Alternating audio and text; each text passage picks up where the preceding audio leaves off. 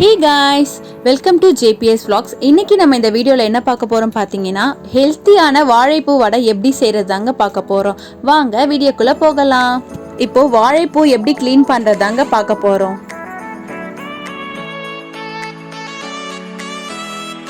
அந்த பூல பாத்தீங்கன்னா இது நரம்புன்னு சொல்லுவாங்க, அதை எடுத்துடணும். அது கீழே இருக்கிற பேப்பர் மாதிரி ஒரு இதழ் இருக்கும், அதையுமே எடுத்துடணும்.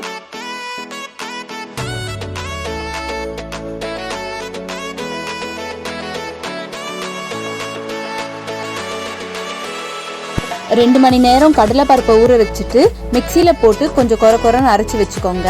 அது கூடவே ஒரு கையளவு வாழைப்பூவையும் சேர்த்து ஒரு ட்ரிப் அரைச்சிக்கோங்க. அது எதுக்குன்னு பார்த்தீங்கன்னா வாழைப்பூ வடைன்றதுனால எண்ணெயில் போடும்போது அந்த பூ வந்து பிரிஞ்சு வரும். அதனால அந்த பருப்பு கூடவே அந்த வாழைப்பூவையும் ஒரு கை சேர்த்து அரைச்சோன்னா வடை பிரிஞ்சும் வராது, அதே சமயத்தில் டேஸ்டியாகவும் இருக்குங்க. இப்போ நம்ம அரைச்சி வச்சிருந்த பருப்பு கூட பொடியா நறுக்கின வெங்காயம், ஒரு கைப்பிடி முட்டைகோஸ், கிரீன் சில்லி, பொடியா நறுக்கின இஞ்சி, கொஞ்சம் கருவேப்பிலை கொத்தமல்லி,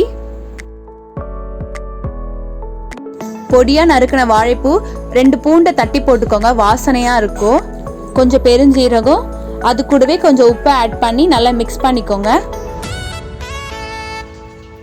எண்ணெய் நல்லா சூடான உடனே வடையை தட்டி போட்டு எடுத்தோம்னா சுட சுட சுவையான வாழைப்பூ வடை ரெடி. இதை நீங்க ஈவினிங் ஸ்நாக்ஸ்ல வித் டீயோட சாப்பிட்டீங்கன்னா சும்மா வேற லெவலா இருக்குங்க.